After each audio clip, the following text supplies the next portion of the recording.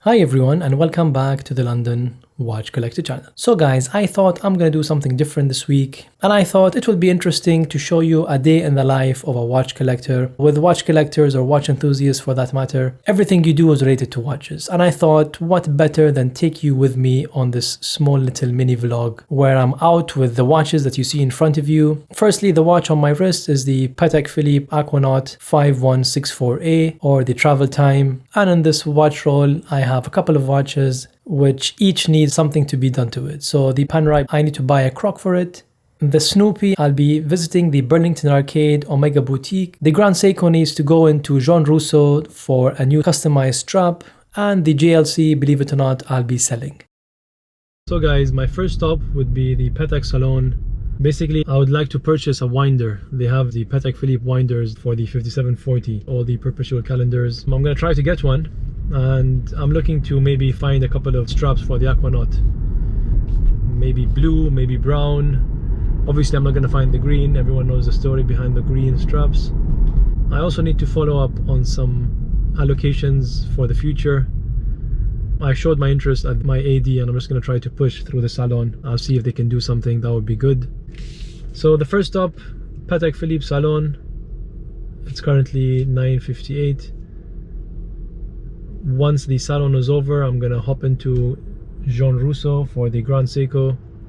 Hopefully, basically my idea with the Grand Seiko is I would like to have it as an integrated bracelet rather than the normal bracelet that sits between the lugs. I want one integrated, just like I've done with my Everest straps, the one you've seen with the one I've done with my Explorer, the Hulk, because I feel when it's integrated it gives a better feel, especially with the Grand Seiko Snowflake. Then I'm gonna hop into Panerai or vice versa, depending. Probably Panerai first, just to get the original strap and have it in the box, because the one I got with the watch that I've done the unboxing for was quite in bad condition, and I'm not gonna wear it. It just looks a bit shabby, and it's not just because of hygiene, it's at the same time it feels odd not to have a new strap. So I'm enjoying it on the rubber strap, don't get me wrong, but having the new strap for it is just great.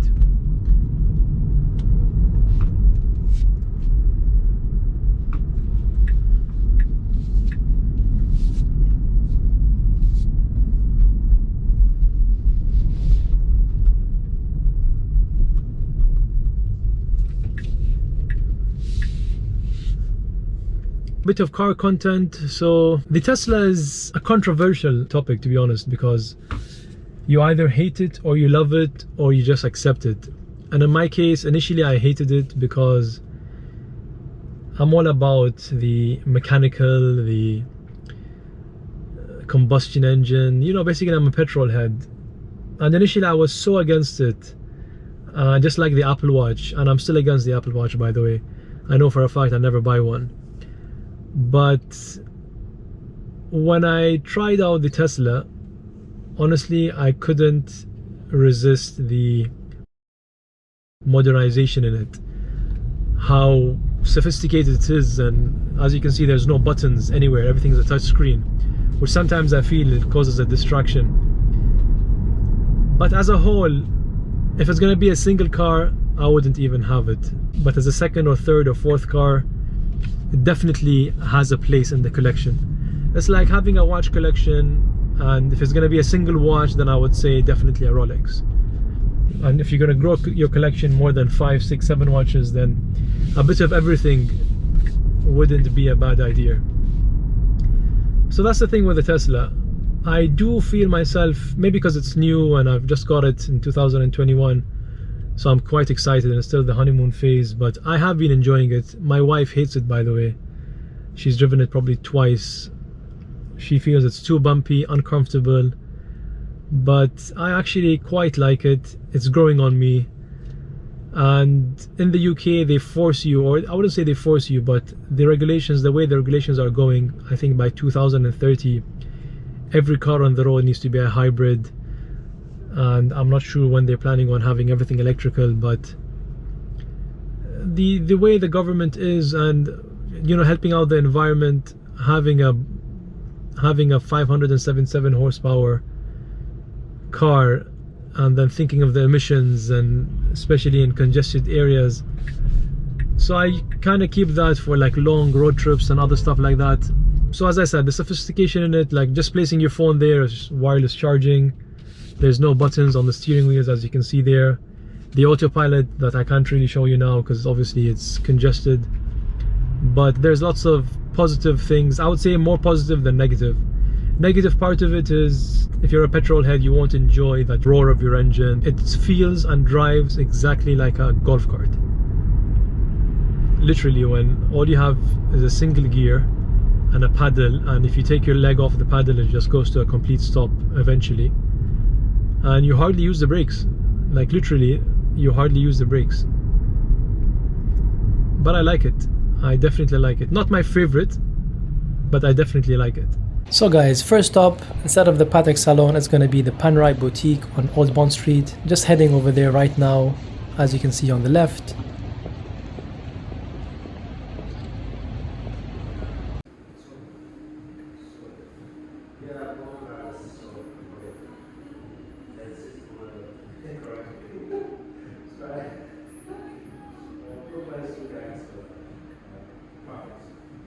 And unfortunately, these are the only straps they have, and apparently the crocodile strap been very limited to get them in, just for the regulations. And a couple on display, as you can see there, that's the PAM 1312, which is the replacement of the 312. The blue subdial secondhand is just not my cup of tea. I didn't really like it on the brown strap, but I guess you can pull it off. And that's the one I'm actually gonna be buying, which I've already showed you in the unboxing. That's the reason why this vlog was filmed a while ago and just uploaded now. By uploading this vlog, you would have known what was the latest edition. So I had to actually keep this for after I revealed the Panerai unboxing. So done with Panerai and heading to Patek Philippe Salon, hopefully with some success.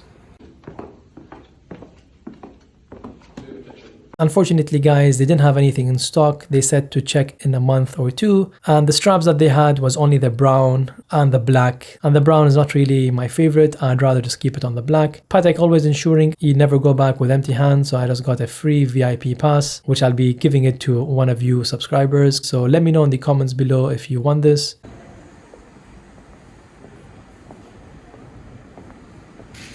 So a new thing that's been happening for the last couple of months is that Rolex started displaying the hot models like the Sky Dweller you see in front of you, the Sea Dweller 43, Deep Sea Deep Blue James Cameron, and they'll always mention at the bottom of it, it's for exhibition only. So what usually happens is that the ADs will get these watches, but they can't sell it and they don't even have the papers for it. And I think Rolex wanted people to try their watches and make you lust for them even further, because some people just want to try how a watch would fit before ordering it or going on the list, etc. Next up, guys, is going to be the Burlington Arcade. By the time you watch this vlog, the theme of the James Bond is probably over. This was actually filmed in December. Basically, there was a Bond theme in the full Burlington Arcade featuring the latest James Bond movie, No Time to Die. And the full Burlington Arcade was decorated by Omega and James Bond. And they had a 2-floor Omega James Bond themed boutique, which was absolutely fantastic, especially for the Bond fans. There's a couple of nice watches on display, such as the Seamaster 300 from the GoldenEye, which to me is probably the best movie they ever made. Pierce Brosnan, I loved his acting in James Bond, and the GoldenEye that was on the Nintendo 64 back then, I just love that game. Moving on to the next watch, again the Seamaster 300, which was again featured in Tomorrow Never Dies, The World Is Not Enough, and Die Another Day.